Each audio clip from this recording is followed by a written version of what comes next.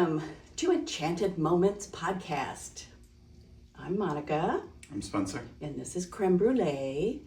Today we're going to talk about pets, familiars, furry friends. So we have one right here. We aren't sure she's a furry friend, but she's definitely our pet.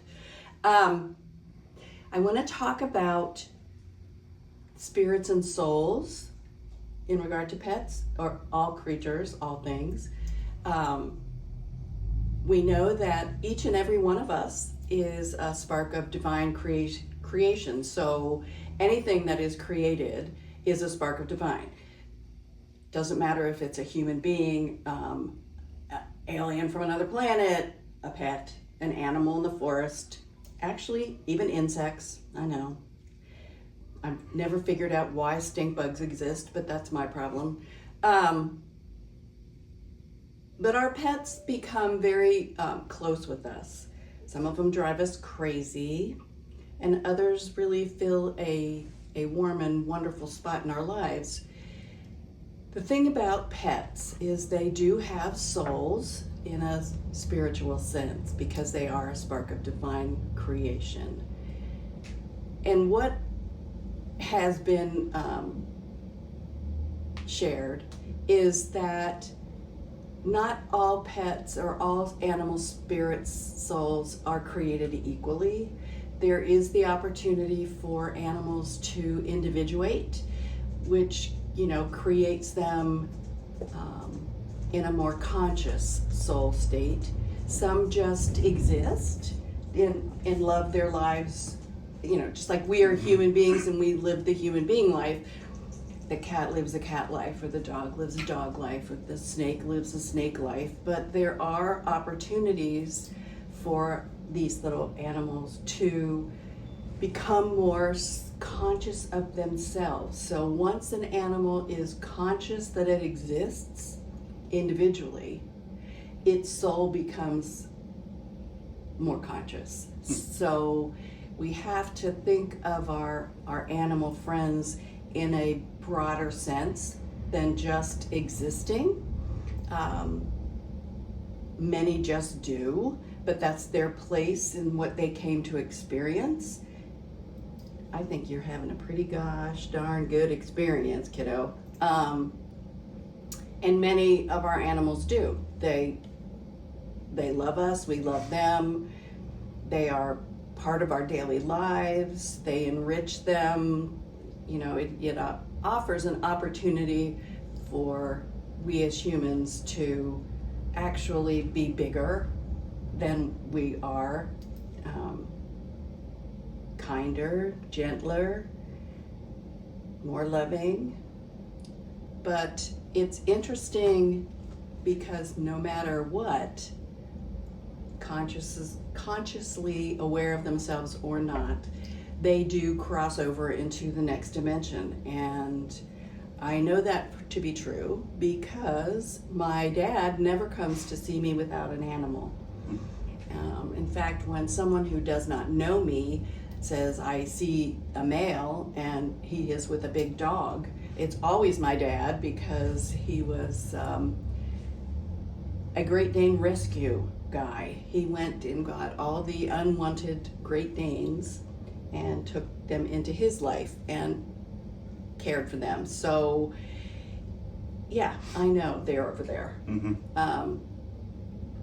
But you have to look at creating an opportunity for these little beings to do their individuation. So, any kind of assistance that we can provide to them to become more, that's our responsibility. So rather than just look at them and say, hey, aren't you cute? We should look in their eyes and communicate with them the best way we can. And some of us do a remarkable job of that. And anyone who's a medium is probably able to communicate with animals. But I think it takes a special frequency to do that. So it's not the same as just going out into the next dimension, the other side, to contact spirits and souls. It's it's a different kind of frequency. So there are people who do that very, very well, and I'm about to get in touch with one because my little guy is just not happy, and can't get comfortable anymore. He's just sleeps most of the time. So we're gonna have somebody communicate with him and find out what his desires are. But it is really important for us to think about animals, all animals, in terms of being spiritual beings. They're just at a different frequency and a little bit different level, and it's an awareness or a consciousness level that is different. But not all of them are unconscious of themselves as unique individuals. So you have to think about it in terms of a pet belongs to you to a certain extent, but you also belong to them.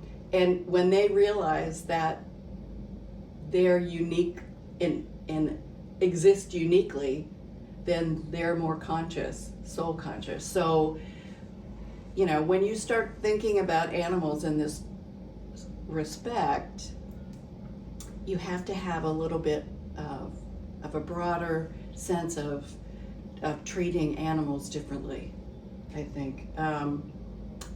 Some are just not going to be real, I don't know. I've never had a frog, but I had a turtle that I swore was really communicating with me. But that's an individual thing. You have to know what that animal is and how they're communicating with you.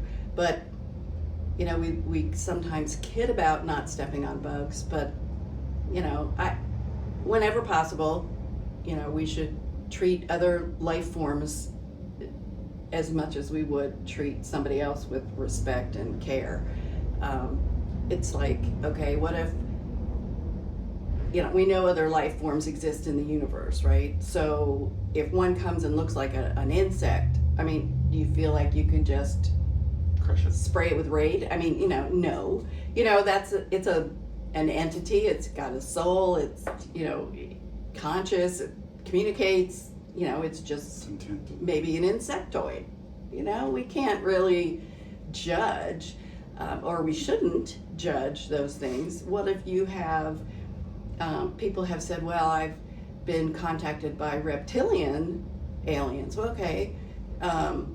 My understanding is just like any other pile of races out there, all of them are not created equal, just like we are not all the same on this planet. So maybe some are happy and some aren't, but we need to be more aware. Let's just put it that way.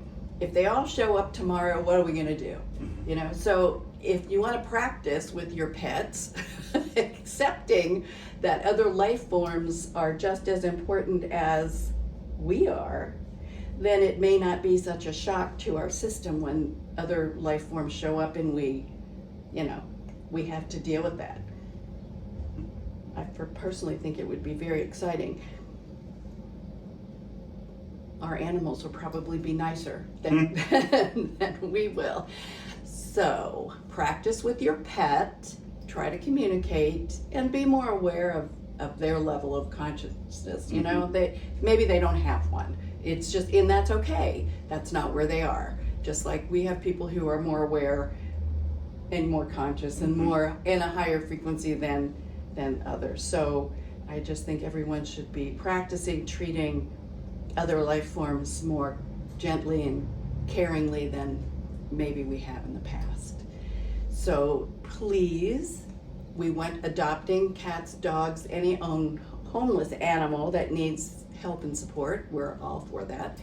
But definitely give some thought to what those animals in your life mean to you and how they're doing and maybe where they are in their line of regeneration and soul awareness. So thanks for joining us, and we will see you next time. So hold on. When their souls gain more consciousness, yes, will they then in the next cycle have more consciousness, or is it again just starting from the beginning? No, I don't think we all start from the beginning. Our souls hold those memories from the beginning. We're here to accumulate experiences. They're here to accumulate experiences. So their soul, their consciousness, whatever, holds all that memory. We never lose that. Yeah. So we may start in a different place to get the experiences that we've chosen, right? But we don't lose the experiences that we've already had.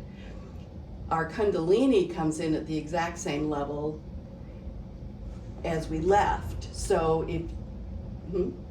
if we think about that, then that's our spiritual and enlightened development, right? If we don't lose that level, I would suspect they don't either. Yeah. I've never asked one. And I think next time I'm talking to someone who does communicate with the animals, we should probably try to find that out.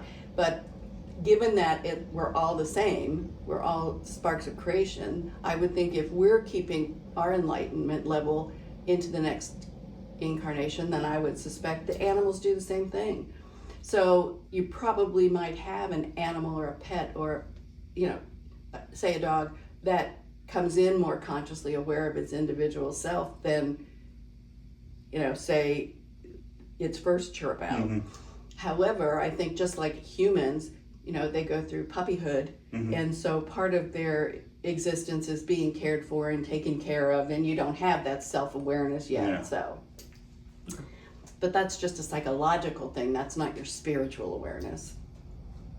But that's my thought on that. I don't know that it's absolutely, etched in stone, but I really think of every animal, every being a spark of creation, so I would think we're all spiritually treated exactly the same way. I would hope. Okay. I just wondered. No, that's okay. Anything else? Yeah. So they're spark of divine. Right. And they'll always be animals? That's a good question. Yeah, I guess. I've heard it both ways. They'll always stay animals. And then I've heard that you can change form.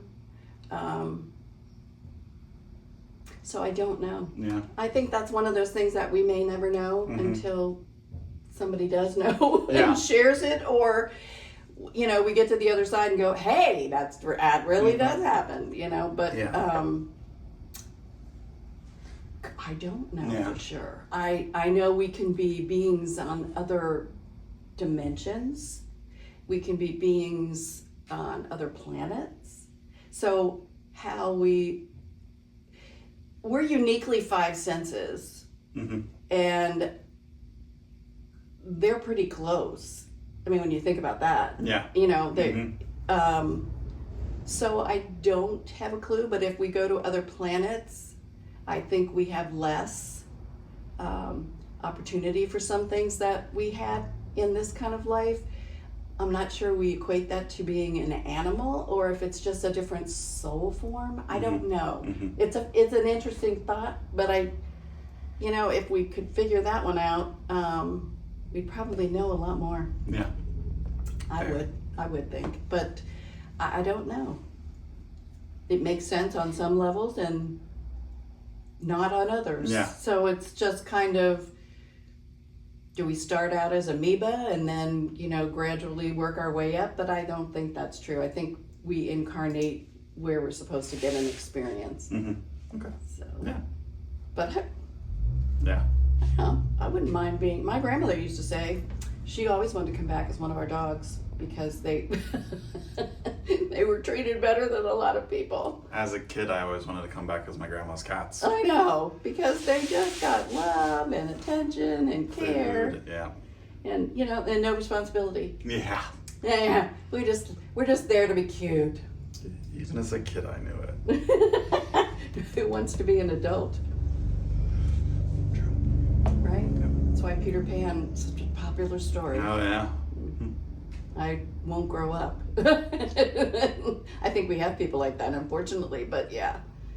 Yeah. Any other comments that Nope. you thought of? Those are good ones. Thank you. Thank you. Say thank you. And we will see you next time. Mm-hmm. Take care.